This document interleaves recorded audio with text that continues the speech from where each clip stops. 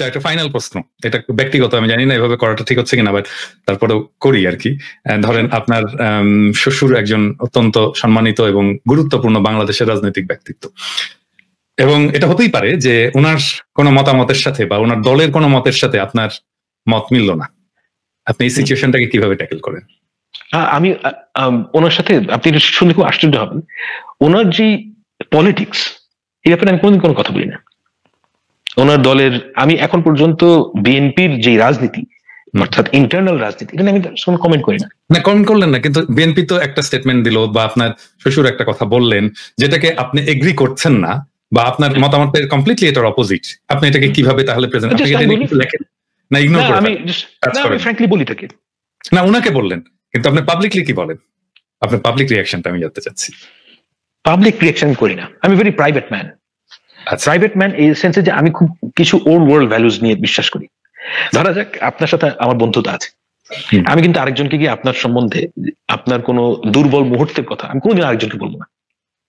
এটা হচ্ছে গিয়ে আমার ওল্ড ওয়ার্ল্ড ভ্যালুজ। আমার কাছে অনেক মানুষ অনেক কথা বলে, হ্যাঁ, এবং এর মধ্যে আওয়ামী লীগের লোকজন আছে, আমি ওই ট্রাস্ট কোনোদিন ব্রেক করি না। হ্যাঁ, যে আমার আলমগীর সাহেব একজন খুবই গুরুত্বপূর্ণ মানুষ এবং উনি একজন আসলেই সম্মানিত মানুষ এবং সম্মান পাওয়ার মতন মানুষ। এই কারণে না যে উনি একজন উচ্চ পদে আছেন, আমি ওইভাবে কোনো মানুষকে কোনোদিন বিচার করি না। যে আমি দেখি যে ওনার হিউম্যান ভ্যালুস কিরকম, ইজ এ ভেরি, আমি বলবো যে ওনার হিউম্যান ভ্যালুস খুবই উচ্চ মর্যাদার মানুষ। হ্যাঁ, তো উনি আমার সাথে প্রাইভেটলি যা কথা বলেন ওইটা তো আমি কোনোদিনও কারোর সাথে শেয়ার করবো না। না, আমি প্রাইভেটলি না, ধরেন উনি পাবলিকলি একটা স্টেটমেন্ট দিলেন যেটা আপনি পাবলিকলি এটাকে কখনো অপোজ করবেন কিনা যদি মনে হয় যে এটা ঠিক বলেননি তিনি? It depends, it depends. করতে পারেন?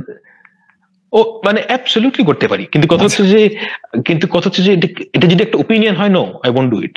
কিন্তু উনি যদি, ইফ দিস ইজ, দেখেন আপনার ওপিনিয়ন আমি কিন্তু খুব কম রিয়াক্ট করি। এমনকি মানে অনেকেই মনে করেন যে আমি অ্যাক্টিভিস্ট, এই কারণে হাসিনাকে আমার সহ্য হতো না। I would be very frank with you, যে হাসিনা এবং শেখ মুজিব এই দুজন মানুষকে আমার সহ্য হয় না, because they represent the worst of us. হ্যাঁ, কিন্তু আমি ব্যক্তিগতভাবে এই যে খোঁচাখুচি করার মানুষ না। আমি যে কোনো মানুষের ওপিনিয়ন খুব শ্রদ্ধা করি এবং আমি মানে ওনার যে ওপিনিয়ন সেটা আমার সাথে বহু জায়গায় একমত না। হ্যাঁ, কিন্তু আমার এটা নিয়ে কোনো আপত্তি নাই, মানে ইকুয়ালিটির প্রসঙ্গে ওনার যে আইডিয়া এবং আমার যে আইডিয়া সেটা একরকম না। হ্যাঁ, আচ্ছা, ফাইনালি আমি আরেকটা, আমার নিজের একটা প্রবলেম আর কি, মানে এইটা প্রবলেমটা হয়তো আপনি পড়েন না।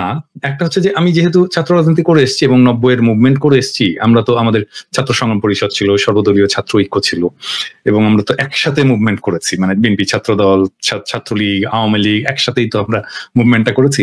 তো সেই সময়ের রাজনৈতিক কিছু বন্ধু আছে, ধরেন আওয়ামী লীগের মধ্যেও আমার ছিল, এখন হয়তো যোগাযোগ নাই।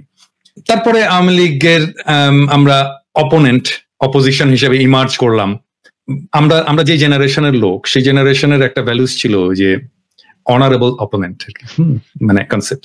আওয়ামী লীগের মধ্যে অনার করার মতো এরকম কাউকে পান যাকে আপনি অপোনেন্ট হিসেবে পেলে স্বস্তি পেতেন? এখন আর নাই, একটা ফর ভেরি স্পেসিফিক রিজন। আমি পার্টিকুলারলি মনে করি যে 2013 সাল পর্যন্ত আওয়ামী লীগের যে ডিফেন্সিবল পজিশনে ছিল, রাইট?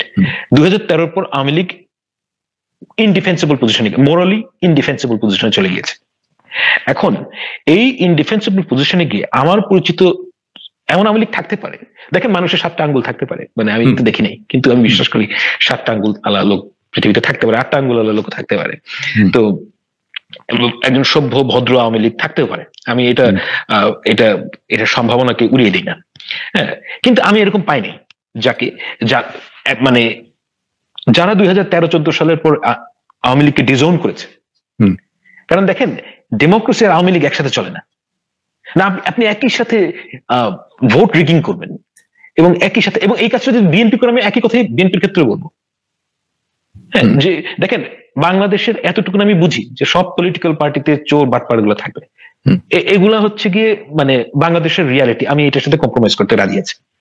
হ্যাঁ, যে এটা আপনি এড়িয়ে যেতে পারবেন না। কিন্তু আমি এই জিনিসটা কিন্তু আমার মাথায় প্রায়ই আসে, যে ধরা যাক যে বিএনপি ক্ষমতা আসলো, বা বিএনপির একটা মানে অপোনেন্ট হিসেবে, পলিটিক্যাল অপোনেন্ট হিসেবে একটা রোল প্লে করতে হলো, তখন কিন্তু বিএনপিতে অনারেবল অপোনেন্ট পাবো, অনেকেই পাবো যাদের সাথে এনগেজ হয়ে যাদের করা যাবে। আমি নাম ধরেই বলতে পারি, ধরেন অ্যাপোলো, ভেরি ডিসেন্ট ম্যান, খুব ভালো ছেলে, কথাবার্তায় ভালো, ভদ্র, হ্যাঁ, এইরকম লোক আমরা কেন আমাদেরকে পাই না? এটাই হচ্ছে আমার প্রশ্ন। মানে কি, Awami League has transformed into a tribe. হ্যাঁ, ইট হ্যাপেন্ড লং এগো। মানে এটা আমরা ঠিক বুঝি, এটা দিন কোন করে বের করতে পারবো না, কিন্তু আওয়ামী লীগ একটা ট্রাইব হয়ে গিয়েছিল।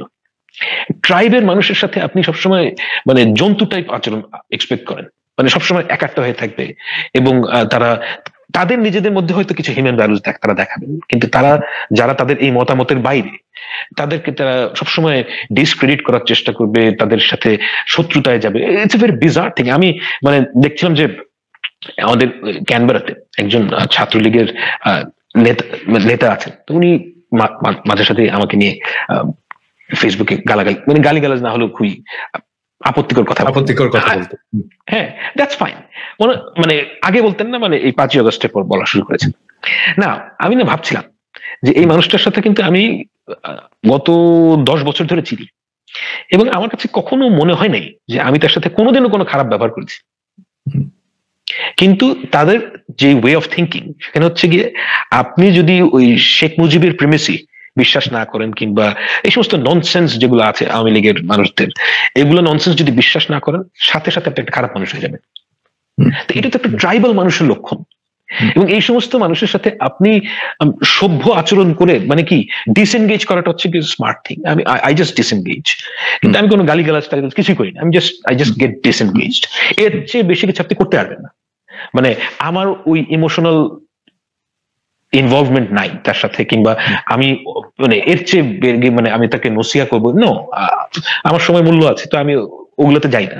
কিন্তু ইউর রাইট, যে যারা ফান্ডামেন্টাল হিউম্যান ভ্যালুজে বিশ্বাস করেন, হ্যাঁ, তাদের সাথে আপনি কি হয়ে যাবেন। মানে আমি মানে বুঝি না যে তাদের সাথে আপনি কিভাবে নর্মাল হিউম্যানের ডিলিংসে যাবেন। এইটা আমি তো মানে সবসময় আশা করি যে বেয়ার মিনিমাম, যে আমি আপনাকে মানুষ হিসাবে, আপনাকে আমি অবশ্যই রেসপেক্ট করবো, আপনি আমাকে অবশ্যই রেসপেক্ট করবেন মানুষ হিসাবে, কোনো মুসলমান হিসেবে না, হিন্দু হিসেবে না, জাস্ট মানুষ হওয়ার জন্য আপনি আমাকে ফান্ডামেন্টাল যে সমস্ত ভ্যালুস, সেগুলো আমিও আপনাকে দেবো, আপনি আমাকে দেবেন। এই সমস্ত আওয়ামীদের সাথে আপনি ওই ডিলিংসে যেতেই পারবেন না।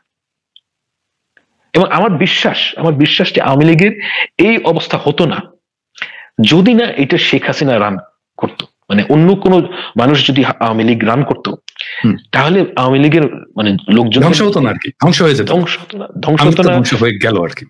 হ্যাঁ, মানে হেলিকপ্টার করে পালাতে হতো না, লুকায় থাকতে হতো না, মানে আপনার মনুষ্যত্ব ক্ষয় দিতে হচ্ছে একটা ট্রাইব করার জন্য। কিন্তু এই মানে এই জ্ঞানটাই তাদের মধ্যে নাই। It's very sad. মানে এটা আমি জানি না কিভাবে এটা আমি ব্যাখ্যা করবো।